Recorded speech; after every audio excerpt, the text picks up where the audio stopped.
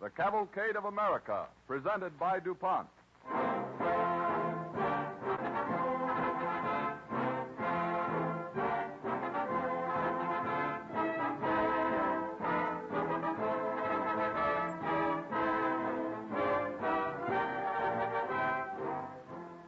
Among America's well-known men are many who came from Europe to try their fortunes and make their homes in this land of opportunity. One of the most appealing and important of these was a German Swiss named John A. Sutter. Although he is known chiefly because gold was discovered on his California property, Sutter's life was actually spent as a pioneer, a homemaker, and a farmer. For centuries, alchemists had tried unsuccessfully to make gold from base metals and failed.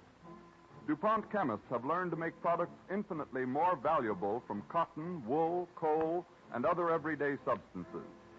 As Sutter worked quietly and earnestly on the work that he believed more important than the discovery of gold, similarly, the research chemist is striving earnestly towards the ideal, which is summed up in the DuPont pledge: better things for better living through chemistry.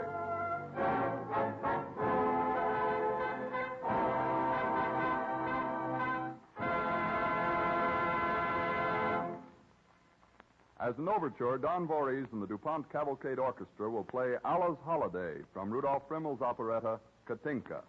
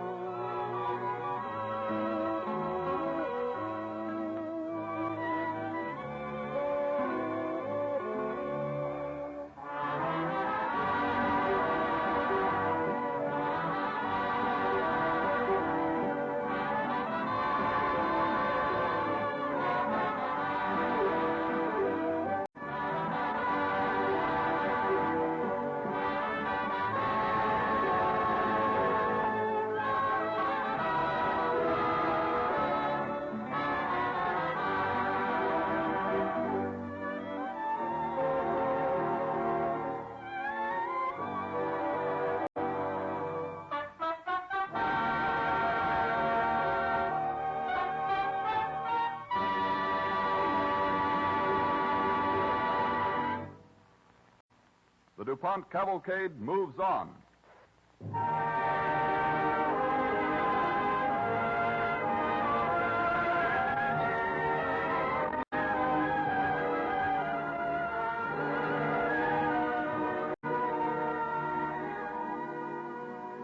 Johann August Sutter was born at Kandern in Baden, Germany, of Swiss parents in 1803. At the age of 31, he left his family in Burgdorf in the canton of Bern and set out for the New World to make his fortune. He landed at New York, pushed westward to St. Louis, and from there he was soon traveling as a trader over the famous Santa Fe Trail. Most of the American Southwest was then Mexican territory, and in the summer of 1835, we find Sutter crossing what was then the boundary line between the United States and Mexico. At this outpost, a crowd attracted by the dust cloud raised by his wagon wheels is at the gate. ¡Los americanos! ¡Los caros! ¡The caballeros de los americanos!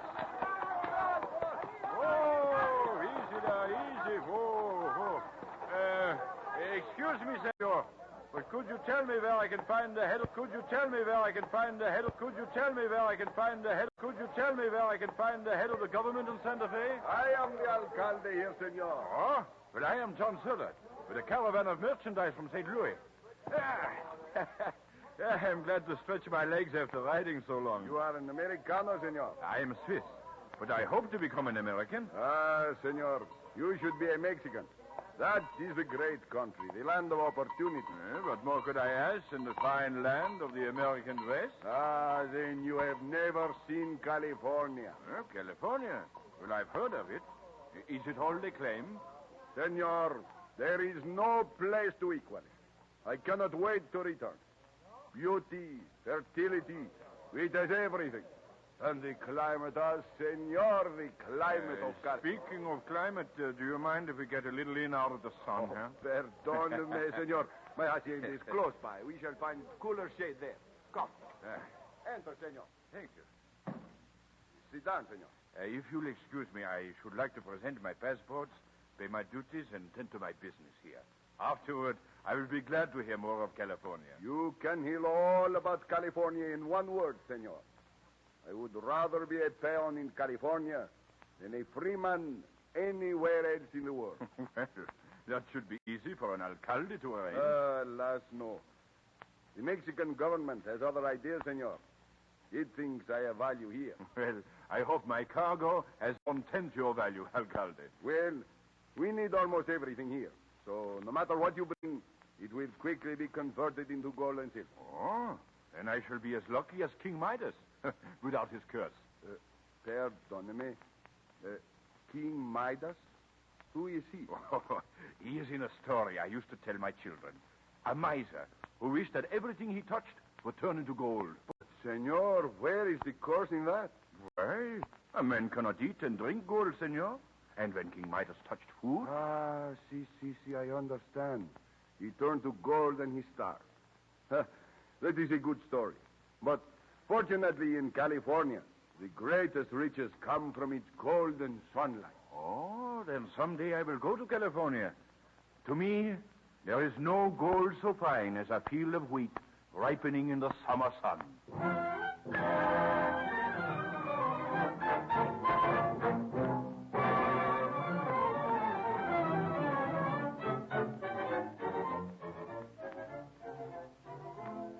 3 years later, John A. Sutter started for California by way of the Oregon Trail.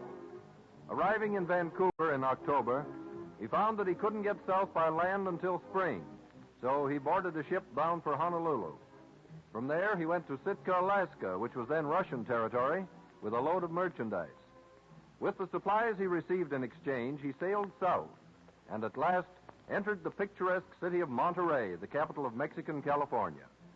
In the patio of the bright adobe headquarters, Sutter is received by the governor, Alvarado. Senor Sutter, your papers are in good order. And the letters you bring me from my friends in Honolulu speak most highly of you. What do you want of me? I understand you are granting land. I want a place where I can make myself a home. I'll take land you cannot govern easily because it's far away. Will you be responsible for keeping order there? Yes, and it will be like an outpost for you to protect your lands along the seacoast. Let me see. There is the Sacramento Valley. Some say it is beautiful and fertile, very far away. I think it might do you very well. I am ready to start any time. You are very confident, senor. I like action. Senor, you go select your land. If you still want it a year from today, come back. Then I will make you a citizen of California and the ruler of your own land.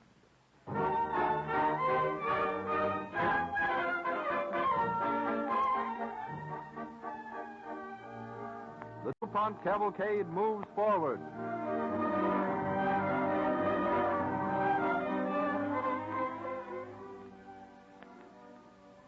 The land John Sutter selected was in the beautiful valley where the American River flows into the Sacramento. With firmness and justice, he gained the confidence of the Indians who lived there. They helped him and his white followers to build homes, plant fields, and tend herds of cattle and sheep. In a year, Governor Alvarado made him owner and ruler of the great farm empire he was founding. As the years slipped by, men came inland from the coast, not wandering trappers, but home builders. In August of 1847, Sutter is in his headquarters as John Bidwell, his right-hand man, comes into the room. Oh, Captain Sutter. Yes, Bidwell? Sorry, sir. I didn't mean to interrupt your writing. Oh, I have just finished. I have been writing to my wife and family back in Switzerland. It has been so long since I've seen them. Oh, they'll soon be able to join you. We've had a fine crop of wheat everywhere. The herds have increased by thousands. You're the owner of one of the most fertile valleys on earth. Yeah, I have everything in goods, but as yet no money. Even my supplies from Monterey must be paid for in beaver skin, salmon, and tallow. You'll have plenty of cash one of these days. Every acre of your land is fertile, even the mountains. Yeah. And your trees are already full-grown and plentiful. That's what I came to see you about. We cannot sell trees. Everybody has trees. Oh, I mean we need them for ourselves. We have such a good harvest, we've got to make new threshing floors at all the farms. It'll take too long to hew the timber and smooth it by hand. We've got to have a sawmill. Yeah? Where? Well, there's a good fall of water at American Fork. Well, that's 40 miles from here. I'll build you a road to it. Yeah, but then who will build the mill? There's a good man who's been working on the flour mill with me, name of James Wilson Marshall. Yeah? You send for him. He's right outside. I might have known you'd lose no time, Bidwell. Come in, Marshall. Thanks. How do, Captain? Fine. Sit down. Thanks. Yeah. So, you want to build a sawmill on the American Fork, eh? Sure I will. For how much? Well, I don't want to be paid in any of the tin money you use around here. Why? That's the best money there is. But just pieces of tin with stars stamped on them? Yeah, but every star means a full day's work. And a full day's work is equal to a fixed amount of wheat, land, or cattle. We've got a full schedule. Why not give out the goods instead of the tin coin? Because a man out here can only eat so much food and look after a few cattle of his own. So, when he wants to save credit for the future, he takes the coin. Yes, but that kind of money's no good for credit outside of here. It would be if the world had any sense. As long as it ain't, I'll pass up your tin money. Well, what's your proposition for building and managing a sawmill? 1/2 of all the timber cut in it. Huh?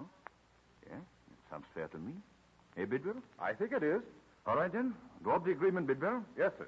I'll make a note of it in my diary.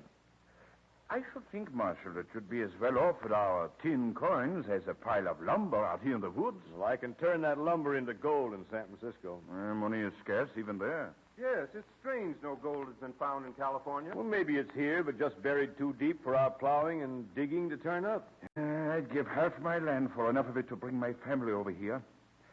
You know, sometimes I get so lonely for my wife and children. I wish every blade of wheat and every head of cattle were made of solid gold. Might as well make a good wish while you're at it, Captain. Wish it with the stones in the Sacramento. You can laugh, but it isn't funny to me. Well, here's the agreement about the sawmill. If you men don't mind waking up from your pipe dreams, you can sign your names here. Maybe the sawmill will change your luck, Captain. There may be real money in those woods. I only want enough to bring my family here to me.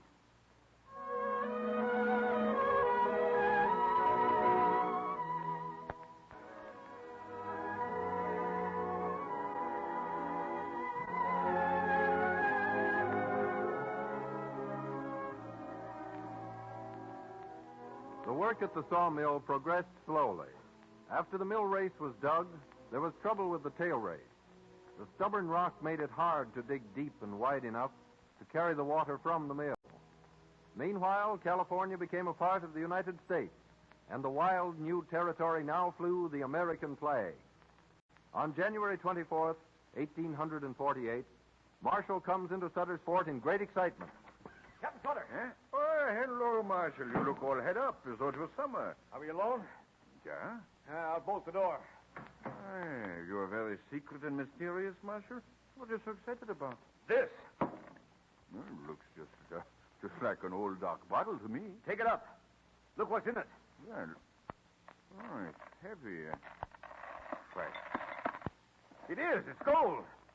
Gold. Well, how do you know? Have you tested it? Maybe it's fool's gold. Feel the weight of it. Bite into it. I beat it with rocks. It's malleable. Soft and heavy.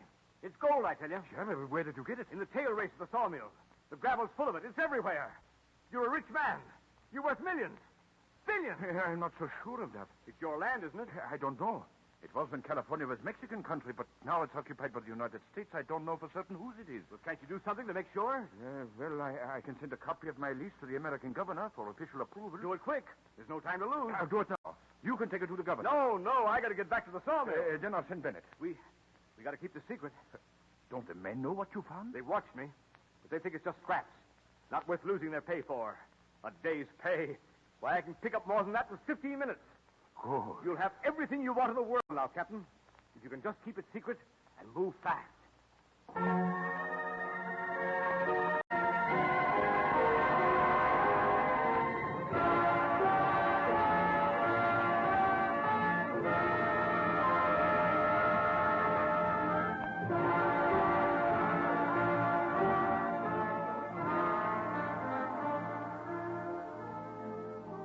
As Sutter watched Charles Bennett sail down the Sacramento River to get official confirmation of his lease of land from the Indians, he knew it would be no easy matter to keep the great bonanza secret.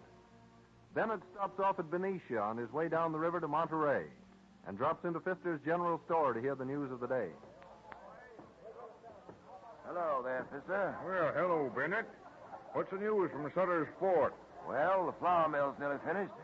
We're waiting for the millstones. You'll have a long wait. The part with one of the stones broke down. Say, here, Sutter's building a sawmill. Yep.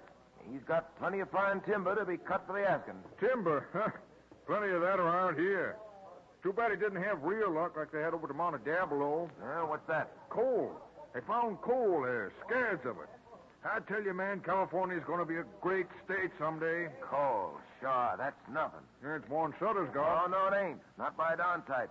You fellas up the valley, they're just dirt farmers, digging crops out the ground. That is, if there ain't no frost, or drought, or flood. Now, coal... Coal, huh? We got something a heap sight finer and better than coal. Here, get a knife full of this. Well, what's that? What do you think it is? It looks like gold. Is it gold? I ain't saying it is, and I ain't saying it ain't.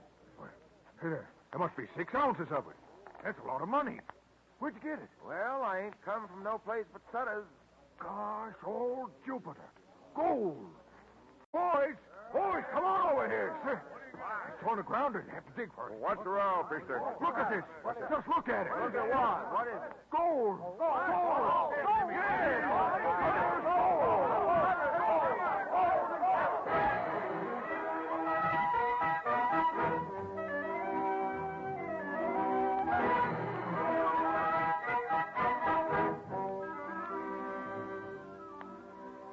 Bennett dashes on for Monterey and sees the military governor. While he is making the return trip, a wagoner comes into the saloon run by C.C. Smith at Sutter's Fort. What's there? Oh, there's Smith. Set him up. No, not me, Joe. You owe me for the last Oh, time. set him up, I tell you. I'll take your word for what I owe you. And I'll take your money for it before I pour you a drop. Money, is it? Huh. Well, here. Take this. What's that? Gold. Gold. Where did you get it? I was up the sawmill with some supplies. Just picked this up at lunchtime. Joe, you're a thief. Yeah, and you're a fool. Yeah, I would be if I thought gold was lying around waiting to be picked up for the asking. Well, you're a fool if you don't believe it. Tell you everybody up there's picking up some of it when they got nothing better to do. Nothing better than you idiot. What else could be better than picking up gold without work? Just some of that fool's gold. It won't be fool's gold until it belongs to you, Smith. No, you can't talk me into giving you any more credit, Joe. Now, you take that gravel somewhere else. Go on, get out of here. But Go it's on. the real thing, I tell you. Well, here's Captain Sutter. Just come in. You can ask him. He knows about it. Cap! Yeah, but what's all the rumpus here, Smith? Captain, this fella here says there's gold at your sawmill. Oh, so you heard about it already, eh? Is that it? Tell him it is, Captain. I picked it up in the tail race, same as everybody else. It's a genuine article, ain't it? Yeah, it's gold right enough. Say, is there much of it there? I'm afraid there's a great deal of it. You're afraid? Why, Captain Sutter, let me congratulate you, sir. You'll be the richest man in California. Hey, is the captain here? Oh, there you are, Captain. Bennett, I'm glad you're back. What luck, huh? Well, sir, you see, Captain, sir? Oh, the governor refused, eh? Well, no, sir. Not exactly refused, sir. You see, California ain't Mexico now, and it ain't exactly part of the United States yet either. Yeah? Ain't no laws apply here now. Governor Mason says he couldn't confirm your lease if he wanted to. Oh, I see. Then until the United States takes over, there's no real authority in California. Well, of course they'll confirm your land for sure then, but meanwhile... Yeah, I understand. Meanwhile, we're all just squatters. Well, I reckon I'll be getting back to the sawmill. Wait a minute, I'll go with you. You'll be needed in the fields tomorrow, Bennett. I'll be working only in the gold fields from now on, Captain. Come on, Joe. Yes.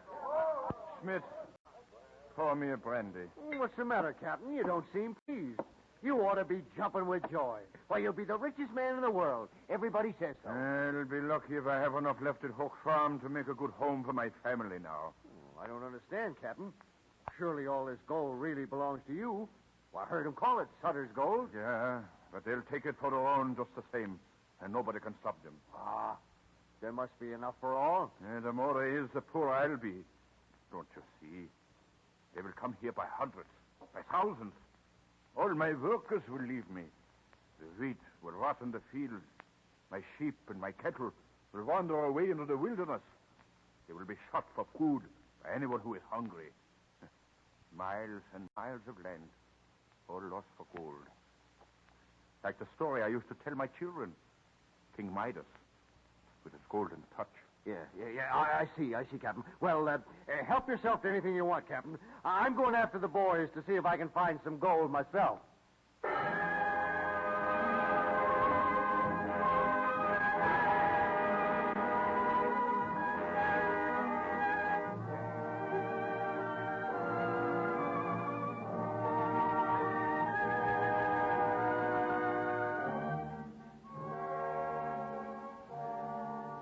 In 1849, the gold rush started in earnest.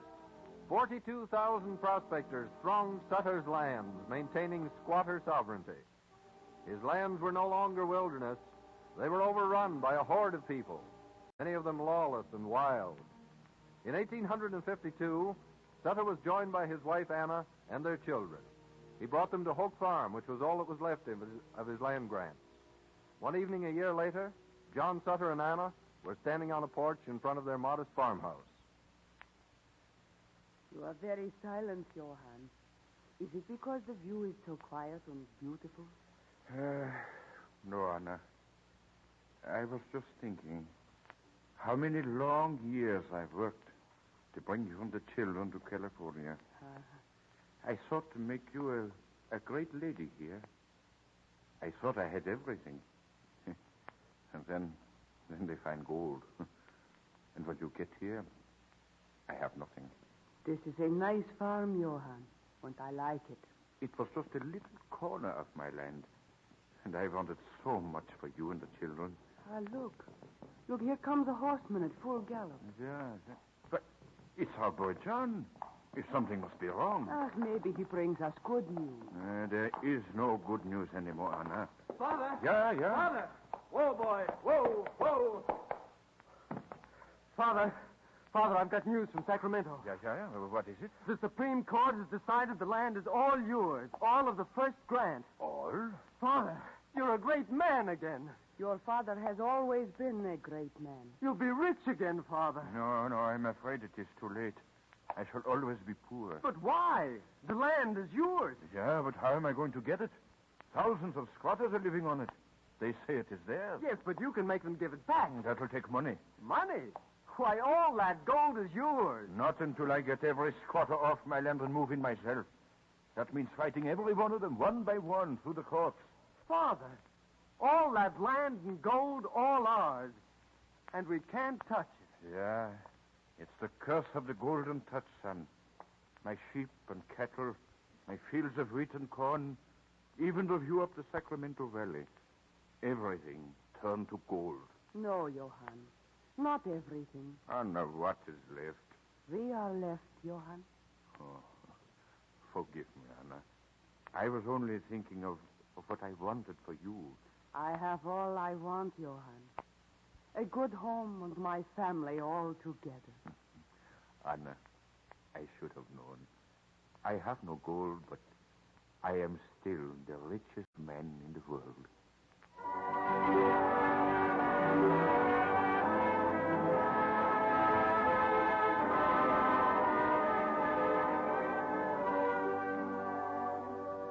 Sutter's work was not done. With the more stable early Californians, he saw the need of government. He sat as a delegate in the convention that drafted the state constitution and presided at its first session. As a man whose courage and enterprise brought wealth and opportunity to millions, and as a pioneer in the founding of one of the great states of the Union, DuPont salutes John A. Sutter as a gallant leader in the cavalcade of America.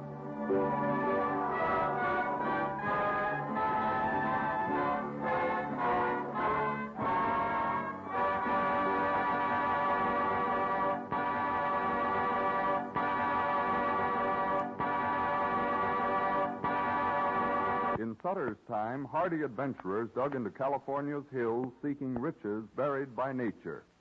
Today, another kind of explorer, the research chemist, is at work in DuPont laboratories exploring nature's innermost secrets, making discoveries even more important to you and to me than veins of gold.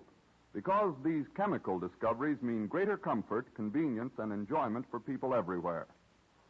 This evening we announce another such development, an achievement of DuPont chemists that is real news for every person who owns or drives a truck or automobile. Let's hear how a chemist describes it. DuPont chemists have developed a new rayon yarn for use in automobile tires. DuPont's name for this new rayon yarn is Cordura, and it has a tensile strength as great as steel wire of the same cross-section. Tires made with it have been tested exhaustively, and results show 4 to 5 times more mileage, plus greater safety. 4 to 5 times more mileage with greater safety at the same time. That is news indeed. Many tests were made on trucks and other motor vehicles under the most stringent conditions of heavy loads and high speeds. Tire makers point out that one of the main virtues of this new cord, made of DuPont rayon, is that it stands up so much longer under the extreme heat which develops inside a tire when it is run steadily under heavy loads at high speed. And all tests prove that it will stand more flexing without breaking down, which is another important quality. At present, the output of DuPont's new Cordura rayon yarn is limited, and nearly all of it is going into heavy-duty truck and bus tires. However, production is being expanded as rapidly as possible, which means work for more people and eventually greater tire service and safety for all of us. Not so long ago, 5,000 miles was considered good mileage for a tire. But since that time, the tire manufacturer and chemist have made remarkable progress toward better tires. Construction methods have been improved, and DuPont produces chemicals that help reduce the cost of tires by speeding up vulcanizing time. Other DuPont chemical compounds make rubber tougher and help tires combat their natural enemies, heat, sunlight, and the oxygen in the air, all of which cause rubber to break down. And now DuPont chemists have developed this new type of rayon yarn, Cordura. One more outstanding illustration of how DuPont chemists are making good their pledge, better things for better living through chemistry.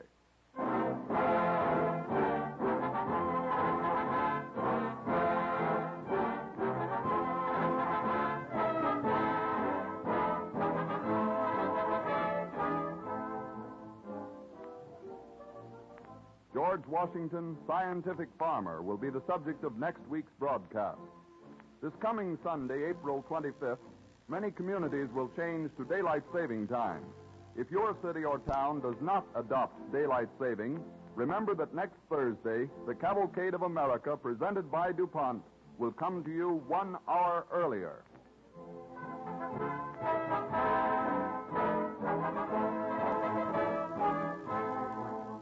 This is the Columbia Broadcasting System.